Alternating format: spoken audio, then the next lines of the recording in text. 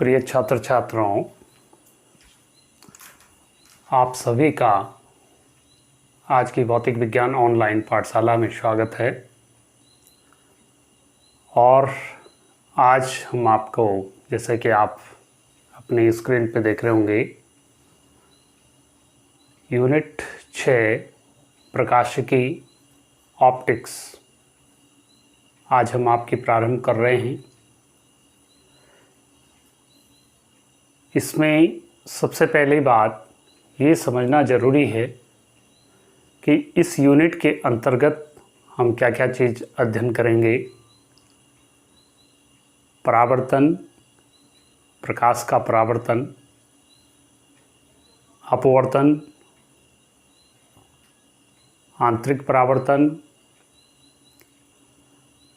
अपवर्तन से संबंधित जो हमारे लेंस हैं, लेंसों का संयोग,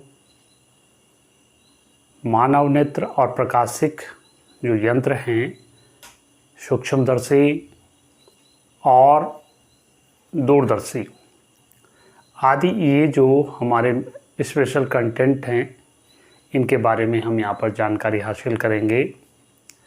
सबसे पहली बात हमें ये जानना ज़रूरी है, प्रकाश क्या होता है। देखिए, प्रकाश एक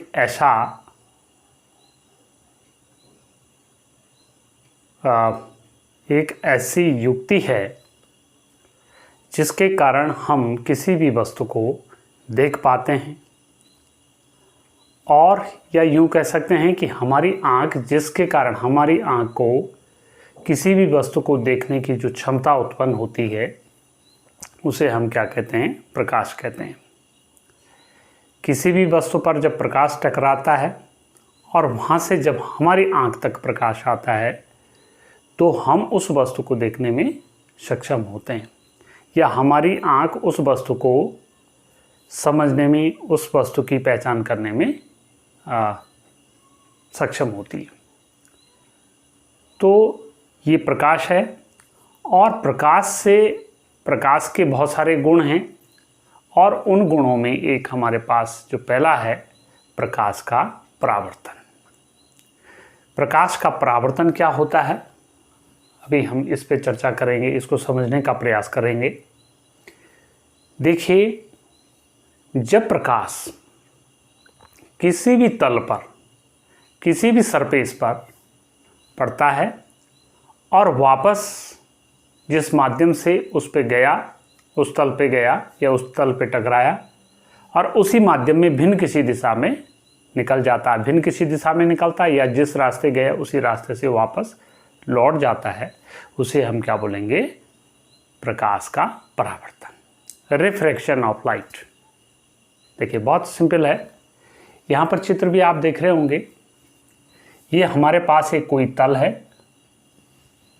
ठीक है, और इस पर एक प्रकाश की किरण यहाँ पर टकरा रही है, और यहाँ से ये प्रकाश की किरण यहाँ पर टकरा रही, और यहाँ पर टकराने के बाद देखिए, ये पहला माध्यम है इधर पूरा, और वापस टकराने के बाद वापस उसी माध्यम में किसी भिन्न दिशा में लौट जाती, या उसी दिशा में लौट आती। तो इसे हम क्या बोलते हैं? प्रकाश का परावर्तन। ऐसा भी हो सकता है कि जिस रास्ते आ रही उसी पे वापस भी लौट आती है, लेकिन ये कंडीशन तब होगी जब इस तल पर प्रकाश की किरण क्या होती है? लंबवत टकराती।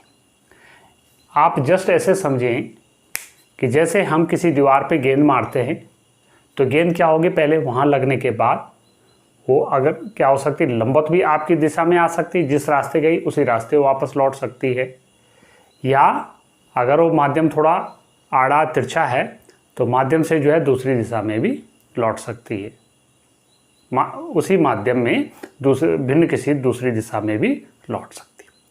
तो ये जो घटना है, इसे हम क्या बोलते हैं? प्रकाश का परावर्तन।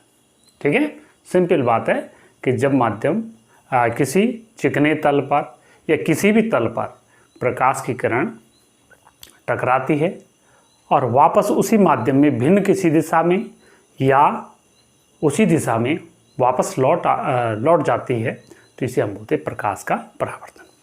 प्रकाश के परावर्तन के दो नियम हैं। प्रकाश के परावर्तन के दो नियम, बहुत इंपॉर्टेंट चीज़ है। पहला नियम देखिए, एक चीज़ और इससे पहले आपको समझनी है।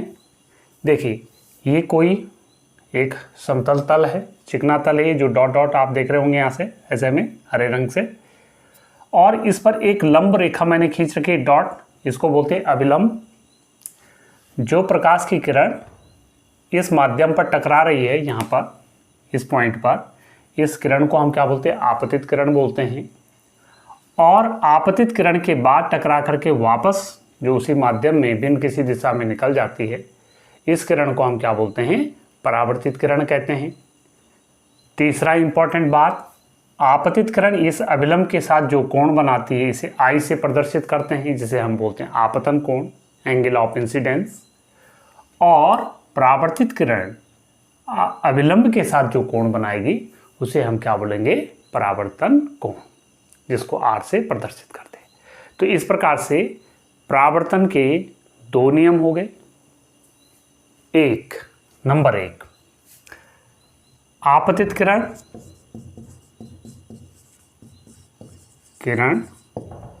आपतन बिंदु पर अभिलंब एवं परावर्तित किरण ये क्या होती है? तीनों एक ही तल में होती है, एक ही प्लेन में है। देख लो, आपतित किरण, अभिलंब, परावर्तित किरण तीनों एक ही तल में होते हैं। पहला नियम। दूसरा नियम, आपतन कोण आई बराबर परावर्तन कोण। आपतन कोण और परावर्तन कोण, परावर्तन की दशा में जब परावर्तन होता है तो दोनों क्या होते हैं? बराबर होते हैं। तो ये दो नियम हैं, बहुत ही महत्वपूर्ण है, सिंपल है। आपतित किरण आपतन बिंदु पर अभिलंब एवं परावर्तित किरण तीनों एक ही तल में होते हैं, तीनों एक ही तल में होते हैं। ठीक हो गया। और दूसरा क्या है? आपतन कोण आई और परावर्तन कोण दोनों क्या होते हैं? एक दूसरे के बराबर होते हैं। तो इस प्रकार से ये आपका परावर्तन था। मुझे लगता है कि आप लोग इसे समझ गए हैं। वीडियो को बार बार रिपीट कीजिए तो आपको समझने में आसानी होगी। तो चलिए मिलते हैं फिर आगे नए टॉपिक के साथ। तब तक के लिए आपका धन्यवाद।